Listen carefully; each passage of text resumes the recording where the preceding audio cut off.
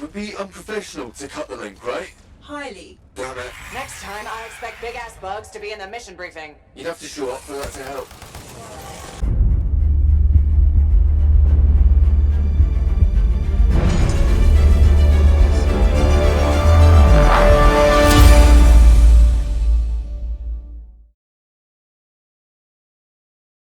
Good morning, freelancers.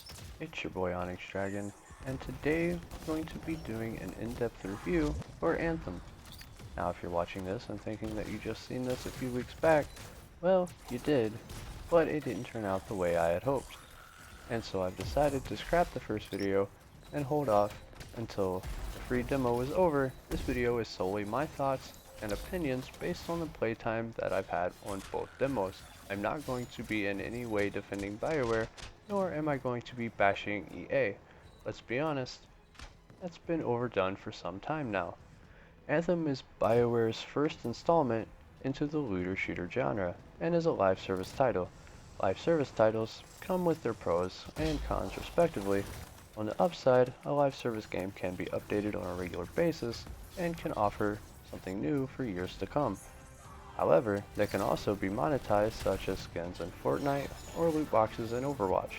I'm not so worried about the monetization factor, as BioWare and EA have both confirmed that it will be purely cosmetics only and not pay to win. With that in mind, either way is completely optional. Let's say, for example, that they go back on their word and it turns into more than just cosmetics. Take a game like Warframe. Yes, it's more than cosmetics, but you don't have to spend a single dime to have just as good of an experience that you would if you paid for anything. What worries me is that it being released unfinished, similar to how both Destiny and Destiny 2 was released. It took Destiny 1 almost a year with The Taken King was released to really start getting good, and for Destiny 2, 8 months when Warmind was released to be pretty good at best, and another 4 months when Forsaken was released to be where it is today. The devs have been very open on Twitter about a lot of things that will not make it into the game at launch, such as armor sets, raid-like in-game activities, some sort of companion app, no player inspection, no enemy-based weapons, or weapon customization. After launch, they will have their hands full between trying to integrate these features into the game and patching glitches and bugs that you know we will find. However, don't allow that to derail you from buying into this game. It is their first attempt into this type of game, and it will be a massive learning curve for them. It may take some time, but I feel like they will provide one of the best games of the year simply based on what I've seen so far. Now I'm going to cover the demos and how I felt about everything that I've experienced to this point. Let's start from the beginning with Fort Tarsus.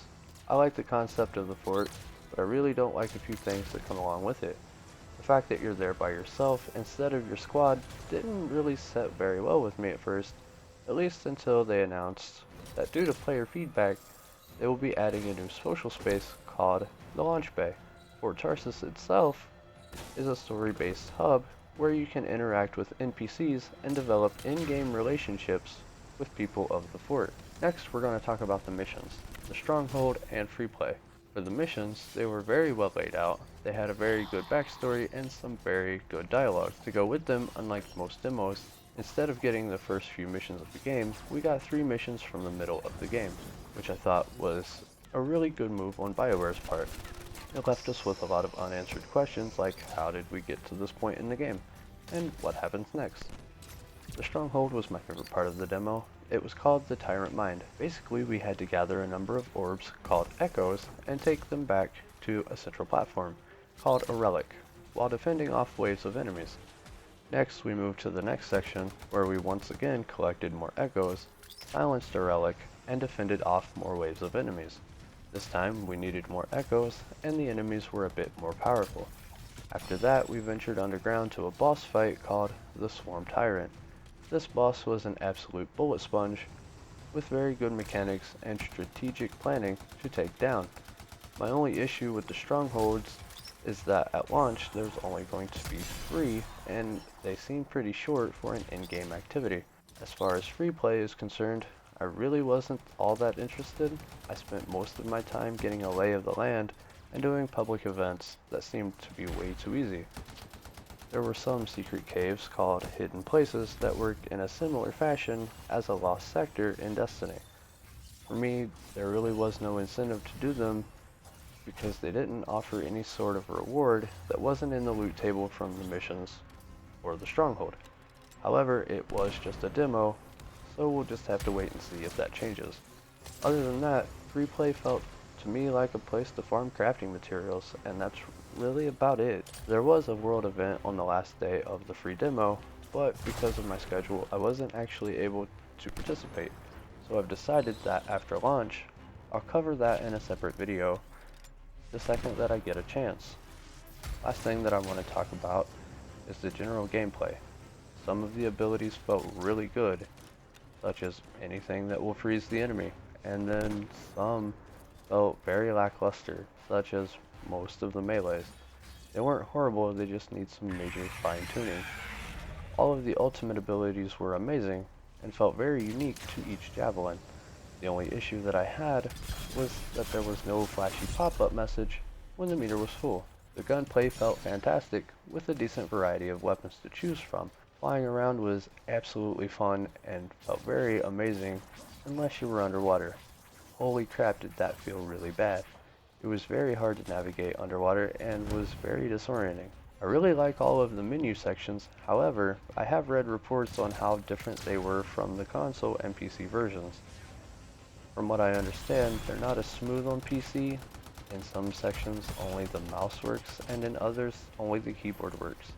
I absolutely loved the javelin customization, with so many features and options to choose from. I made a pink and lime green Colossus, and dubbed it the Baby Bop Colossus.